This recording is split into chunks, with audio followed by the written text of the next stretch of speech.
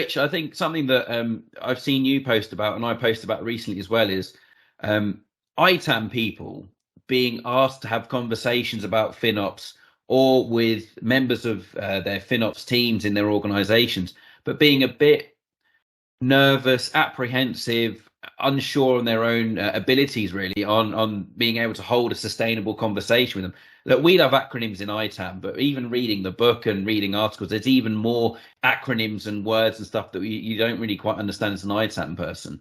What kind of advice then would you give a general ITAM manager, someone, boots on the ground out in the field, that's been asked to get involved in FinOps and have those conversations? How can they add value? How can they feel more comfortable talking to these FinOps guys? That's a really good question, and I think you're absolutely right that probably the biggest sticking point in a lot of places is that initial communication, and I think it's either that they're, as you said, they're unsure about it, or I do see as well where there's a kind of, it gets their back up a little bit, and they sort of see it as a threat, and why. We already do all this. Why should we talk to them? Why should we help them? And from both sides of the fence, I think, for some FinOps people who don't quite understand ITAM, they think, well, what are they trying to do? We do cloud. And I think for both sets of people, it is just understanding, what are the objectives of FinOps and what are the objectives of ITAM, and forget about how you do it or what tools or anything like that. Just ultimately, what is the point of ITAM and what is the point of FinOps? And they are very, very similar. It's controlling costs and cost efficiency, and I think that's probably one point for ITAM people to spend a bit of time thinking about, that FinOps isn't so much about cost reduction, it's about cost efficiency. So for them, if your bill goes up by 3 million, that's perfectly fine as long as your business is earning more than 3 million value, whether it's dollars or custom subscriptions, whatever it might be. Whereas ITAM is perhaps more focused on keeping the number level or down, and that's a slight difference where I think FinOps don't mind spending money on things, but they do spend a lot of time understanding what are you going to do with it, how will it be used, how will it add value, what does success look like. Whereas maybe in ITAM it's more a case of, right, yeah, it's an approved product, it's licensed correctly, off we go.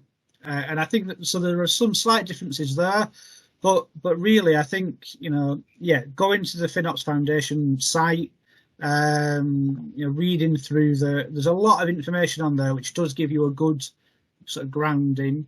I think following people on LinkedIn, people like me, you, others that are talking about it, that gives an idea of, right, this is where the synergies are, where it links up, and I think when you go to talk to the FinOps people, it's having something to give them in terms of value, rather than just kind of saying, I'm ITAM, you're kind of muscling on my territory a little bit, I want to do some of this cloud stuff, let me have some of it. And that's not going to go particularly well. Kind of going and saying, look, bring your own licensing is usually where I start, particularly from a Microsoft perspective with Azure hybrid benefits and all that kind of thing. It's a really, most of the FinOps people I've spoken to until recently, they had no interest in licensing or anything like that. Now there's a little bit more focus on that kind of thing, but going to the FinOps team and saying, look, I know we're using Azure, I know how many Microsoft licenses we've got that we can use in the clouds, and we can save let's work together. I can work that bit out, you tell me what we're doing in Azure, and then we'll put it together, because it's the perfect starting point, really, because ITAM shouldn't be doing the whole thing, and FinOps shouldn't be doing the whole thing. And if you keep them separate, you end up with kind of missing value in the middle. So it's a really good starting point. But I think you probably need to be prepared to explain to the FinOps team what bring your own licensing is, maybe what your hybrid benefits are.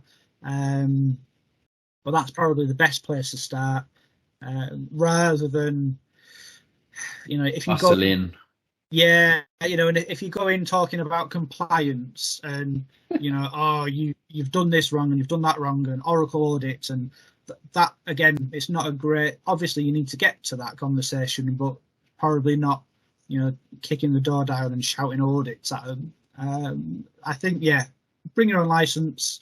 Once you've read the FinOps Foundation bits and pieces, even just on the site, not necessarily going as far as the book, even just once you see some of the diagrams and things, and if you get that kind of rare opportunity to spend some time just thinking about it, in between all the fires that you need to put out, I think that's always good. And just working out, right, this is what I do, this is what I don't do, and then finding out where you all fit together.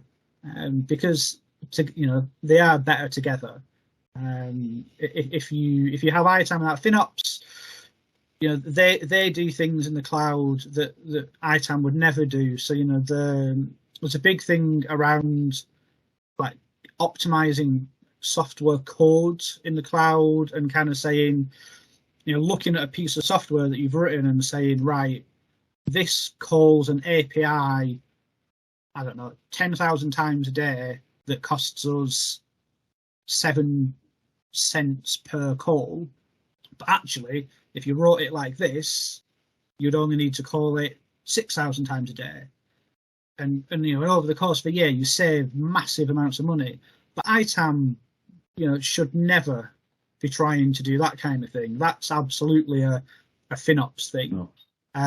But equally, FinOps, they don't want to be managing SQL Server and Windows Server license entitlement and keeping up to date with the rule changes and Oracle audit and all this kind of thing. So finding the combination and the balance is definitely key. Like that, yeah. Don't gatekeep your own area. Work, make it clear from the outset that you're not muscling in and trying to take over the work they're doing.